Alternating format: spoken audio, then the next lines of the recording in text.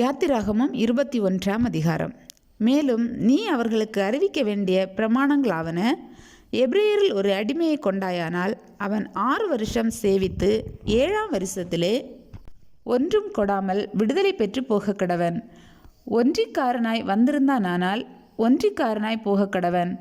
விவாகம் பண்ணினவனாய் வந்திருந்தானால் அவன் பெண் ஜாதி அவனோடே கூட போக கடவள். அவன் எஜமான் அவனுக்கு ஒரு பெண்ணை விவாகம் செய்து கொடுத்தும் அவள் அவனுக்கு ஆண் பிள்ளையாவது பெண் பிள்ளையாவது பெற்றும் இருந்தால் அந்த பெண்ணும் அவள் பிள்ளைகளும் அவள் எஜமானை சேர கடவர்கள். அவன் மாத்திரம் ஒன்றியாய் போக கடவன்.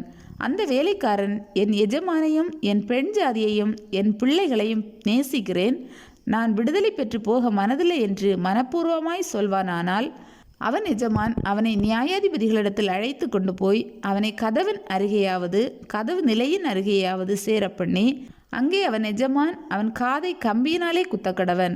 பின்பு அவன் என்றைக்கும் அவனிடத்தில் சேவித்து கொண்டிருக்க கடவன். ஒருவன் தன் மகளை வேலைக்காரியாக விற்று போட்டானால் வேலைக்காரன் விடுதலை பெற்று போவது போல் அவள் போகக்கூடாது. அவளை தனக்கு நியமித்து கொண்ட எஜமானின் பார்வைக்கு அவள் தகாதவளாய் போனால் அவள் மீட்கப்படலாம். அவன் அவளுக்கு துரோகம் பண்ணி அவளை அந்நியர் கையில் விற்று போட அவனுக்கு அதிகாரம் இல்லை. அவன் தன் குமாரனுக்கு அவளை நியமித்திருந்தானால் தன் குமாரத்திகளை நடத்துவது போல அவளையும் நடத்த கடவன். அவன் வேறொரு பெண்ணை கொண்டானாகில் இவளுக்குரிய அன்னவஸ்திர விவாக கடமை ஆகிய இவைகளில் குறைவு செய்யாமல் இருப்பானாக. இம்மூன்றும் அவன் அவளுக்கு செய்யாமற் போனால் அவள் பணம் கொடாமல் விடுதலை பெற்று போக கடவள். ஒரு மனிதனை சாகும்படி அடித்தவன் நிச்சயமாய் கொலை செய்யப்பட கடவன். ஒருவன் பதிவிருந்து கொல்லாமல் தேவ செயலாய் தன் கைக்கு நேரிட்டவனை கொன்றால் அவன் ஓடிப்போய் சேர வேண்டிய ஸ்தலத்தை உனக்கு நியமிப்பேன். ஒருவன் பிறனுக்கு விரோதமாக சதிமோசம் செய்து அவனை துணிகரமாய் கொன்று போட்டால் அவனை என் பலிபீடத்திலிருந்தும் பிடித்து கொண்டு போய் கொலை செய்ய வேண்டும். தன் தகப்பனையாவது தன் தாயையாவது அடிக்கிறவன் நிச்சயமாய் கொலை செய்யப்பட கடவன். ஒருவன் ஒரு மனிதனை திருடி விற்று போட்டாலும் இவன் அவன் வசத்தில் இருக்க கண்டுபிடிக்கப்பட்டாலும் அவன் நிச்சயமாய் கொலை செய்யப்பட கடவன். தன் தகப்பனையாவது தன் தாயையாவது சபிக்கிறவன் நிச்சயமாய் கொலை செய்யப்பட கடவன். மனிதர் சண்டை பண்ணி ஒருவன் மற்றொருவனை கல்லால் எறிந்ததினாலாவது கையால் அடித்ததினாலாவது அவன் சாவாமல் கட்டில் கிடையாய் கிடந்து திரும்ப எழுந்திருந்து வெளியிலே தன் ஊன்றுகோலை பிடித்து கொண்டு நடமாடினால் அடித்தவன் ஆக்கினைக்கு நீங்களாயிருப்பான். ஆனாலும் அவனுக்கு வேலை மெனக்கெட்ட நஷ்டத்தை கொடுத்து அவனை நன்றாய் குணமாக்குவிக்க கடவன். ஒருவன் தனக்கு அடிமையானவனையாவது தனக்கு அடிமையானவளையாவது கோலால் அடித்ததினாலே அவன் கையால் இறந்து போனால் பழிக்கு பழி வாங்கப்பட வேண்டும். 1 நாளாவது 2 நாளாவது உயிரோடு இருந்தால் அவர்கள் அவனுடைய உடைமையாகையால் பழி வாங்க வேண்டியதில்லை. மனிதர் சண்டை பண்ணி கர்ப்பவதியான ஒரு ஸ்திரீயை அடித்ததினால் அவளுக்கு வேறே சேதமில்லாமல் கர்ப்பம் விழுந்து போனால் அடிபட்ட ஸ்திரீயின் புருஷன் அடித்தவன் மேல் சுமத்துகிறதற்கு தக்கதாயும் நியாயாதிபதிகள் செய்யும் தீர்ப்பின்படியும் தண்டம் கொடுக்க வேண்டும்.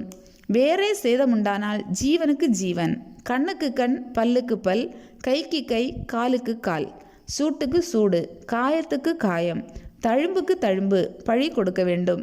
ஒருவன் தன் அடிமையானவன் கண்ணையாகிலும் தன் அடிமை பெண்ணின் கண்ணையாகிலும் அடித்ததினால் அதை கெடுத்தால் அவன் கண்ணுக்கு பதிலாக அவனை விடுதலை பண்ணிவிட வேண்டும். அவன் தன் அடிமையானவன் பல்லையாவது தன் அடிமை பெண்ணின் பல்லையாவது உதிர அடித்தால் அவன் பல்லுக்கு பதிலாக அவனை விடுதலை பண்ணிவிட வேண்டும். ஒரு மாடு ஒரு புருஷனையாவது ஒரு ஸ்திரீயையாவது முற்றினதினால் உண்டானால் அந்த மாடு கல்லறியப்பட வேண்டும். அதன் மாம்சம் புசிக்கப்படலாகாது. அப்பொழுது மாட்டின் எஜமான் ஆக்கினைக்கு நீங்களாயிருப்பான்.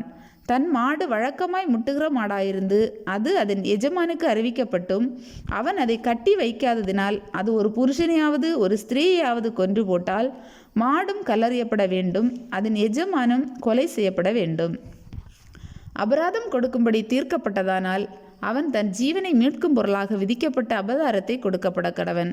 அது ஒருவன் மகனை முட்டினாலும் சரி ஒருவன் மகளை முட்டினாலும் சரி இந்த தீர்ப்பின்படியே அவனுக்கு செய்யப்பட வேண்டும். அந்த மாடு ஒரு அடிமையானவனையாவது ஒரு அடிமை பெண்ணையாவது முட்டினால் அதற்கு உடையவன் அவர்களுடைய எஜமானுக்கு 30 சேக்கல் நிறையான வெள்ளியை கொடுக்க கடவன். மாடு கல்லறியப்பட வேண்டும். ஒருவன் ஒரு குழியை திறந்து வைத்ததினாலாவது ஒரு குழியை வெட்டி அதை மூடாதே போனதினாலாவது அதிலே ஒரு மாடாவது ஒரு கழுதியாவது விழுந்தால் குழிக்கு உடையவன் அதற்கு ஈடாக பணத்தை மிருகத்தின் எஜமானுக்கு கொடுக்க கடவன். செத்ததோ அவனுடையதாக வேண்டும்.